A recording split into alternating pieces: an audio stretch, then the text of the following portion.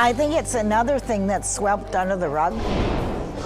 It's kind of taboo, or people Yeah, don't want to nobody wants to talk about it Why is that?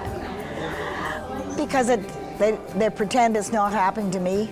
Wilma Hansen is referring to elder abuse, something that happens far too often, and victims feel they need to keep it to themselves as it can be a form of embarrassment. You don't need to feel ashamed or embarrassed or anything like that because it's a real and prevalent issue, and with our aging population it will unfortunately happen more and more, but there are supports and resources out there. Well, today is one of those support systems. As you noticed, everyone is dressed in purple.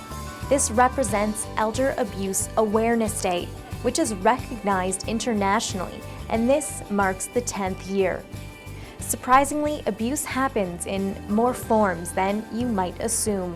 I think like a lot of people, you think of elder abuse as being primarily physical, whereas it actually incorporates a wide range of activities. So it could be either physical, it could be mental abuse or emotional abuse, spiritual, where you're keeping a person from being able to express themselves. I attended an elder abuse workshop, and there's many forms of elder abuse. There's monetary, there's isolation where you don't visit them or you put them away somewhere as a family. There's physical, but not very much. But one of the bigger things I think around here is the monetary one. Stats Canada showed that in 2011, in reference to physical abuse, the biggest perpetrators of violence against seniors were adult children or a current or former spouse. Financial abuse is committed by both relatives and strangers.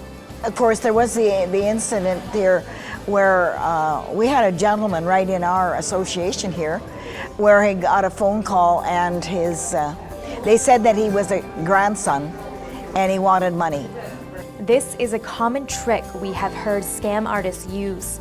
Wilma keeps current by going to seminars and learning about the latest shticks that offenders will likely try. I was just to a seniors convention and they had the RCMP there and they said you got to be careful on Facebook. You should be careful on Facebook because you can lose your identity.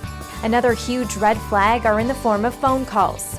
Financial institutions and other professional services will not call and ask for personal information over the phone. I've had phone calls, they say that it's from my bank, and I said the only banking I do is when I go to the bank. Always be aware of who's phoning you, or if you're getting emails, who's emailing you. Don't just assume that it's actually the bank on the other end of the phone or actually the bank on the internet, because often it isn't. So be very fraud aware. If you would like to learn more, Angela and her colleague Erin Evans Davies can come to a workplace or a group in person and give a presentation about this very topic. We can come and give maybe a 5 or 10 minute talk, and you can ask some questions on what to look for, who to contact, because so often that stops people. What do I do? Depending on the type of abuse, there's the RCMP, there's social workers at Northern Health who can help you if you're being abused financially. There's victim services with the RCMP too.